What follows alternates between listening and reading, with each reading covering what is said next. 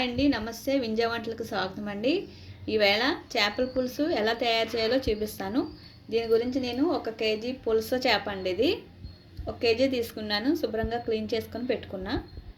2 చిన్న ఉల్లిపాయలు ఇలాగా కట్ చేసుకొని పెట్టుకున్నానండి.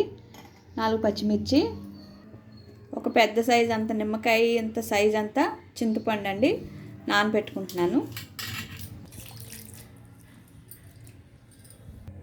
ముందుగా స్టవ్ ఆన్ చేసుకొని పాన్ పెట్టుకోవాలండి. ఇప్పుడు 3 టేబుల్ స్పూన్స్ ఆయిల్ పోసుకుందాం. ముందుగా పచ్చిమిర్చి, ఉల్లిపాయ ముక్కలండి. ఇప్పుడు ఒక మిక్సీ జార్ తీసుకొని ఒక వెల్లుల్లిపాయ అంతా ఇలా తీసుకొని వేసుకోవాలండి. 2 స్పూన్స్ జీలకర్ర,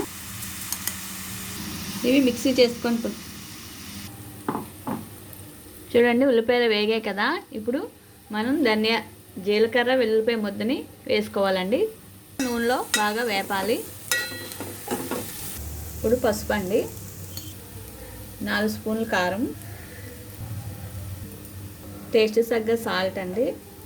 కారం ఎక్కువే పడుతుందండి, చేపల కూర కదా, కొంచెం కారం ఉండాలి. ఇప్పుడు ఉల్లిపాయల్లో బాగా అవి కలపాలి. కొంచెం వాటర్ చేద్దామండి.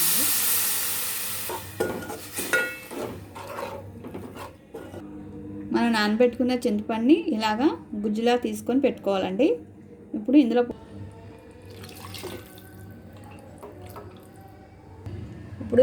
Glass water పోసుకుందామండి.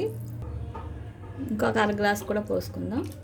ఇప్పుడు దీన్ని హై ఫ్లేమ్ మీద ఒక 5 నిమిషాల పాటు మరగనిద్దామండి. ఈ పులుసుని చూసారుగా మరుగుతుంది కదా అండి. ఇప్పుడు మనం క్లీన్ చేసి పెట్టుకున్న చేప ముక్కల్ని ఒక్కొక్కటి వేసుకుందాం.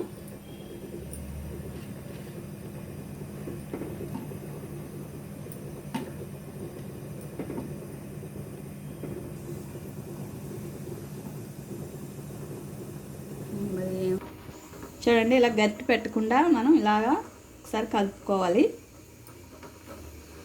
మంటని హై ఫ్లేమ్లోనే పెట్టుకొని ఒక 5 నిమిషాల పాటు మరగనివ్వాలండి. చిటికెడు మెంతి పొడి వేసుకుందామండి. చూడండి, ఒక 5 నిమిషాల పాటు పెద్ద మంట మీద మరగపెట్టుకుందామండి.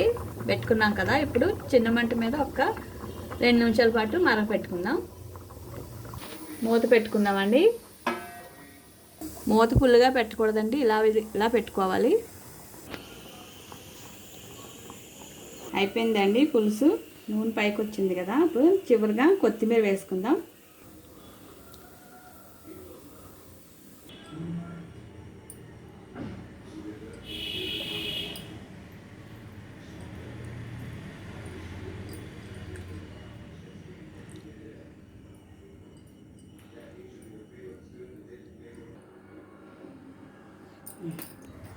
అంతేనండి, ఎంతో రుచికరమైన సింపుల్గా చేసుకునే చేపల పులుసు రెడీ అయిందండి.